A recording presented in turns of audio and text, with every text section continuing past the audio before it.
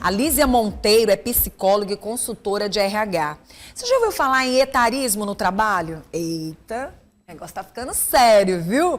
Etarismo, presta atenção, como o RH pode ajudar a combater esse tipo de atitude e comportamento que muitas vezes acontece. Até porque eu acho que essa prática não é louvável nem é um pouco interessante. Se a gente costuma aprender na vida com pessoas que têm mais experiência, você imagina se a gente estiver dentro de um local de trabalho onde só tem jovens e mais jovens e nenhuma pessoa experiente para somar e para contribuir nesse momento. Como é que vai ficar a mesma nação? Porque se a gente sabe que a maturidade é algo que muitas vezes faz com que você chegue a um patamar na tua vida totalmente interessante, imagina se a gente viver só de pessoas inexperientes no meio e no campo de trabalho. O que nós teremos, né? Qual será o futuro dessa juventude? Porque para tudo na vida tem que ter um pouco de experiência, né?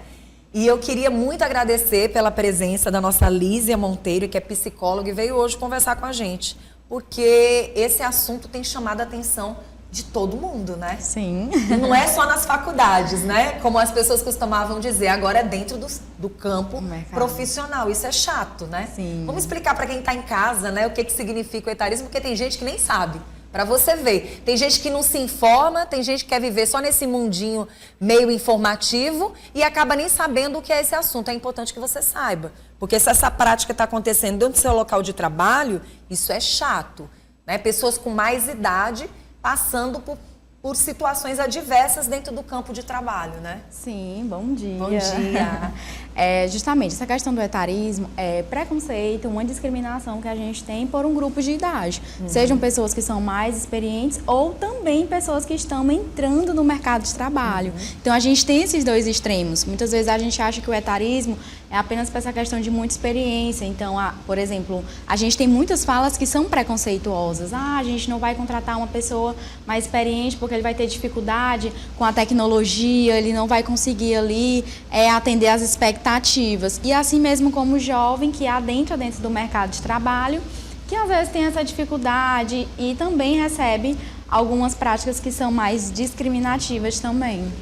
Muito interessante. Olha, segundo o levantamento da empresa de agência de Maturi, 78% das empresas, presta atenção, tem barreiras para a contratação de trabalhadoras com mais de 50 anos.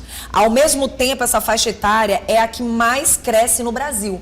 Além disso, 57% da força de trabalho terá mais de 45 anos em 2040. O que tem chamado bastante atenção?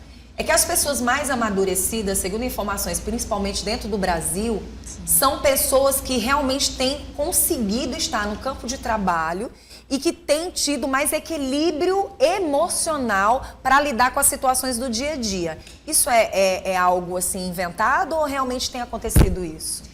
A gente tem já algumas pesquisas que mostram essa questão da estabilidade, da inteligência emocional, que a gente tem antes da geração Z.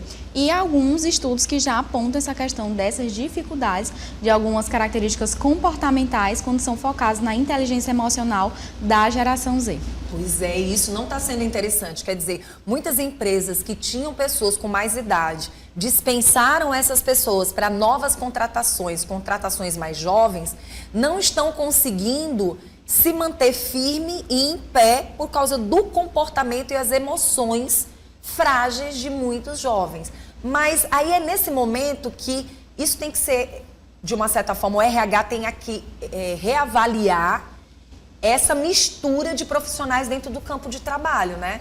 Nem de menos e nem de mais.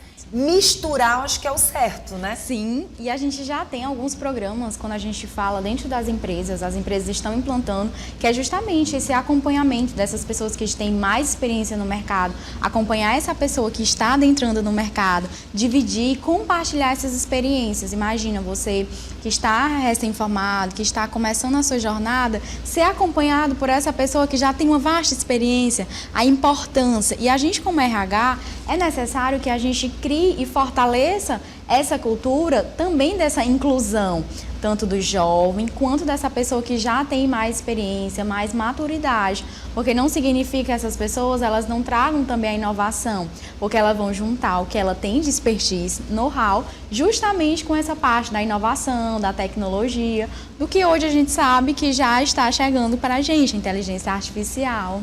Elísia, eu acho a palavra combater muito forte.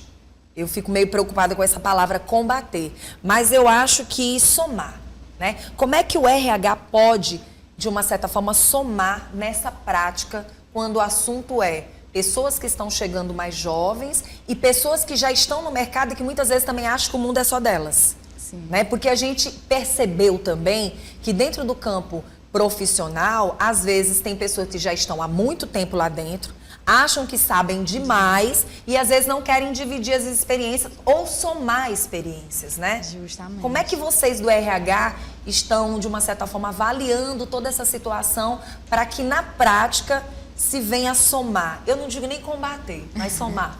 Sim, é muito importante fazer essa soma dessas experiências justamente para a gente poder acompanhar esses funcionários. Tanto essa pessoa que está chegando, para a gente ter mais experiências, acompanhar também nesse processo e fazer essa inclusão, desde cursos, desde capacitações, desde treinamento e fazer todo esse fortalecimento, porque a gente sabe que a gente tem que ser as duas pessoas. A gente tem hoje, dentro das empresas, essas várias gerações. Então, a gente está hoje num conflito geracional, como é chamado. Então, a gente tem uma pessoa que é de 18 anos, uma de 16, que às vezes é o jovem aprendiz, e a gente tem pessoas que têm mais de 50 anos e às vezes eles trabalham juntos. Então, uma pessoa que ela tem, por exemplo, 18 anos, às vezes ela vai ter uma afinidade maior com a tecnologia, mas a gente precisa ali ter mais experiência numa competência técnica. Então, a gente precisa unir essa pessoa com uma que já tem mais experiência. E tudo isso vai depender muito mais da nossa capacitação, do nosso treinamento, do que às vezes essa questão do gestor. Às vezes vem do próprio líder, a gente não vai querer mais colocar essa pessoa no treinamento porque ele não vai mais aprender. Então, o preconceito, ele vem dentro da empresa, vem dentro de casa, porque assim, não é apenas dentro da empresa, mas, por exemplo, quantas vezes a gente tá ali com os nossos pais, nossos tios, nossos avós, e a gente também lança esses tipos de falas que são preconceituosas. Eu não vou mais lhe ensinar porque você não vai mais aprender, deixa que eu faço, deixa que outra pessoa faz.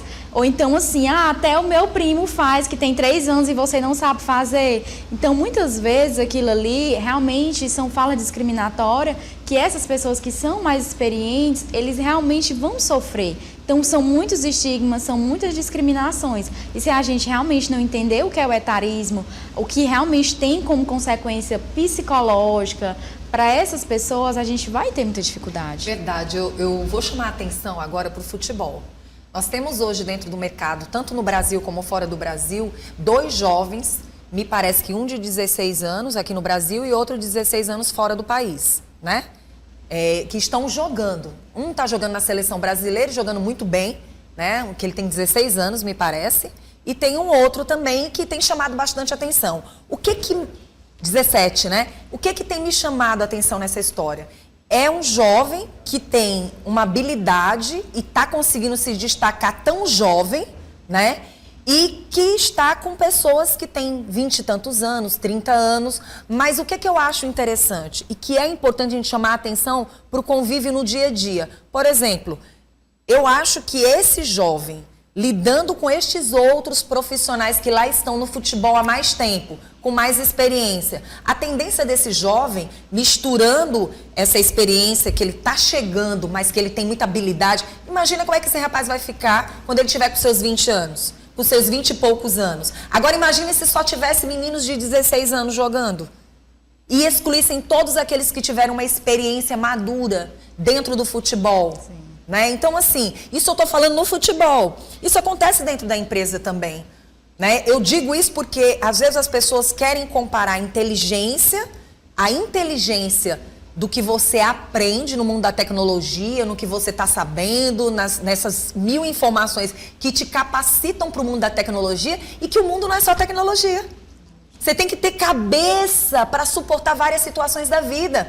A sua emoção, às vezes, só psicologicamente não suporta o que a vida traz. Eu digo porque eu tenho um pai que mal sabe escrever o nome, mas a experiência de vida que meu pai trouxe para mim, desde quando ele aprendeu a lidar com várias profissões, eu só sou a mulher que eu sou hoje, não porque eu só estudei, mas porque eu tive um berço de moral e de caráter e de experiência de vida que eu não troco por nenhum estudo que o mundo dá.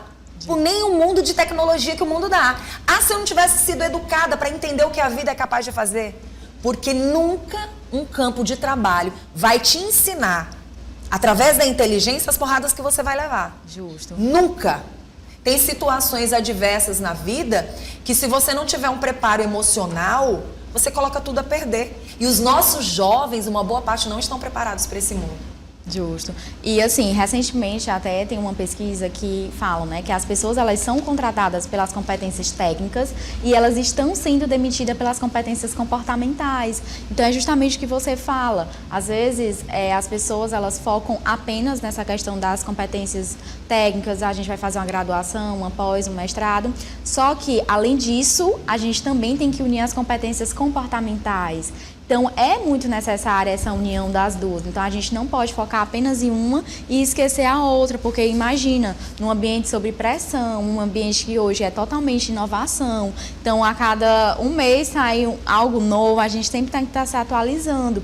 Então, é necessário que a gente tenha também essa questão das competências da resiliência, a nossa inteligência emocional, trabalhar sob pressão. Então, são muitas competências que são envolvidas que vão além da que a gente estuda dentro ali das universidades, dos nossos cursos. A prática é diferente, né? A prática é Quando diferente. você vai para o mundo te dá cada chinelada. Quando eu falo mundo, são os seres humanos, as pessoas. E se você não estiver preparado, se você não tiver uma pessoa um pouco mais velha, um pouco mais experiente, para estar do teu lado dizendo, olha, segura essa, não é bem assim. Se todo mundo tiver uma cabeça única pensante, complicado. Muito. E a importância dos jovens realmente olharem para essas pessoas que são experientes como algo que a gente vai somar, algo que a gente vai aprender. E a gente aprende com eles também, justamente, né? Não só a questão da concorrência. Verdade. Assim como as pessoas que são mais experientes, eles também vão aprender com essas pessoas que são mais jovens, que estão tendo novas ideias. Então, é uma união e não uma competição. E a gente sabe que hoje o mercado, ele tanto traz o novo, como ele tira o novo rapidinho, né? Sim. E isso é em tudo, viu, gente? O mundo da tecnologia não está sendo diferente. Hoje você está mexendo com uma plataforma, de repente amanhã eles tiram ela e colocam outra. E aí você vai ter que se adequar a isso. E aí é complicado. Mas faltou alguma dica, alguma informação para passar para quem está em casa, para o pessoal do RH, para todos que estão assistindo? Sim, quando a gente fala dessa questão do etarismo, é muito importante que a gente comece a estudar, que a gente comece a falar um pouco. A gente tentou resumir um pouco, sim, mas é de suma importância que a gente realmente entenda qual é o objetivo dessa prática que a gente tem de combater, de realmente entender sobre os principais objetivos e a gente dar suporte para essas pessoas, tanto as pessoas que são mais experientes, quanto também os jovens, porque os dois sofrem essas práticas discriminatórias, tanto no mercado de trabalho quanto fora do mercado. Verdade. E olha, gente, uma coisa eu vou dizer pra vocês, bora somar todo mundo, porque o mercado não tá fácil, tá difícil, cada dia que passa vai cobrando mais e mais das pessoas e tem muita gente despreparada para esse mercado. Sim. Tem muito emprego e poucas pessoas para assumir aquele espaço, né?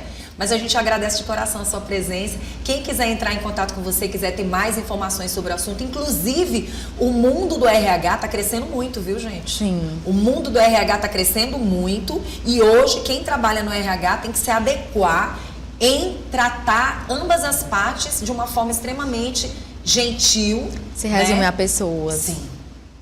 E aí é importante a gente chamar essa atenção, né? Sim. Vamos colocar, pronto, o Instagram dela tá aí na telinha. Quem quiser entrar em contato, fique à vontade. Quero agradecer pela sua presença. Obrigada, Tá bom?